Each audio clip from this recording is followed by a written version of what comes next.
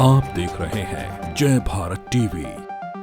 हमारी लड़ाई मेहनत के छात्रों के लिए है और वही बात सब कह रहे हैं, लेकिन मीडिया और कुछ लोग और भारतीय जनता पार्टी के लोग उस बात को अलग अलग तरीके से कहकर छात्रों को आपस में फूट डालो राज करो की नीति, वो अंग्रेजों के समय की नीति डालकर छात्रों को भिड़ाना चाह रहे हैं। यूकेएसएस-एससी भर्ती घोटाले में अब तक का सबसे बड़ा मोड़ सामने आया है, क्योंकि अब यह मामला नैनीताल हाईकोर्ट के समक्ष पहुंच गया है। इस भर्ती घोटाले की जांच सीबीआई से कराने की मांग को लेकर नैनीताल हाईकोर्ट में याचिका दायर की गई है।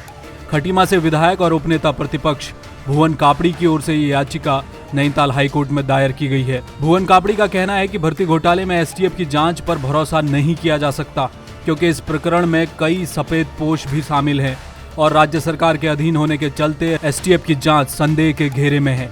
इस मसले पर जय भारत टीवी ने विधायक भुवन कापड़ी से बातचीत की। हमने भुवन कापड़ी से यूकेएसएस-एससी परीक्षा में चयनित युवाओं के संबंध में भी सवाल किया, क्योंकि इन युवाओं का भविष्य खतरे में है।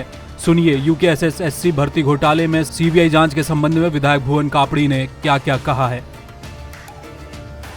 भुवन कापड़ी जी, नैनीताल हाईकोर्ट आप पहुंचे हैं, याचिका आपने दायर की है, क्या कुछ मांग है आपकी याचिका में? मेरी विधानसभा में सवाल उठाते वक्त भी एक मांग थी कि इस यूके-SSS घोटाले की जांच सीबीआई से कराई जाए, और हाईकोर्ट में भी हम यही याचिका दायर कर रहे हैं कि ये मामला बहुत बड़ा है। उत्तर प्रदेश उत्तराखंड दो राज्यों का मामला है। बड़े बड़े सफेद पोश, बड़े बड़े अधिकारी, बड़े बड़े कर्मचारी दिखाई दे रहे हैं। कहीं न कहीं जनता के मन में संदेह है, युवाओं के मन में संदेह है, तो इसकी जांच सीबीआई से करानी चाहिए। वैसे भी जब दो राज्यों का मामला है, दो राज्यों के लोग इसमें इन्वॉल्व हैं, तो उसको सीबीआई को जाता है। एसटीएफ के अपने अधिकार सीमित हैं, इसलिए हमने जो है कि इसको हाईकोर्ट में याचिका दायर करी। भुवन कापड़ी जी, क्योंकि बहुत सारी भर्तियां ऐसी हैं जिनमें धांधली भ्रष्टाचार के मामले सामने आ रहे हैं, अब एक के बाद एक। विधानसभा में नियुक्तियों का भी मसला है। आपकी जो रिट पिटीशन है, क्या उसमें किसी और भर्ती घोटाले पर भी आप सीबीआई की जांच कर रहे हैं या केवल यूकेएसएस? हम यूके-SSS पे कर रहे हैं, क्योंकि विधानसभा का अपना अधिकार है, अपने नियम है, तो उसको हम उसके साथ नहीं जोड़ सकते। हम यूके-SSS उसके घोटाले पर सीबीआई जांच की मांग कर रहे हैं। कापड़ी जी, एक सवाल ये है कि जो यूके-SSS का जो एग्ज़ाम हुआ था, उसमें बहुत सारे युवा अभ्यर्थी जो चयनित हुए हैं, उनको इस बात का डर है कि कहीं परीक्षा रद्द ना हो जाए। वो अपना एक हक मांग रहे हैं। कांग्रेस इस वक्त कहाँ खड़ी है? आप लोग क्या उस भर्ती को पूरी तरह से रद्द करवाना चाहते हैं, या आप चाहते हैं कि छात्रों का अहित न हो जो चयनित हुए हैं?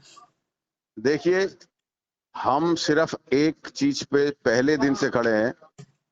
जो हमारी लड़ाई है वो मेहनती छात्रों को अधिकार मिलने की है। जो लड़ाई है, जो नौकरियों को बेचा गया है, उनके खिलाफ है। बिल्कुल। और मैं ये बात ये कहना चाहता हूं कि अलग अलग तरीके से पुछवाकर भारतीय जनता पार्टी युवाओं को भ्रमित करना चाह रही है, बांटना चाह रही है। चाहे बेरोजगार संगठन हो, उनकी भी यही लड़ाई है कि जो ईमानदारी से मेहनत का छात्र निकलते हैं उनको स्थान दिया जाए।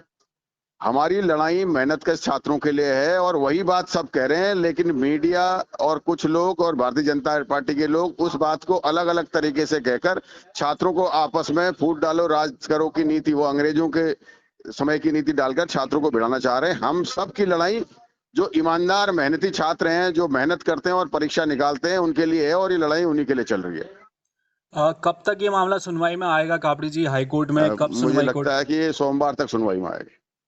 चलिए, बहुत शुक्रिया हमसे बातचीत करने के लिए। बहरहाल, अब देखना है कि इस मामले में नैनीताल हाईकोर्ट का क्या निर्णय सामने आता है। बताया जा रहा है कि इस याचिका पर कोर्ट आगामी शुक्रवार को या सोमवार को सुनवाई कर सकती है।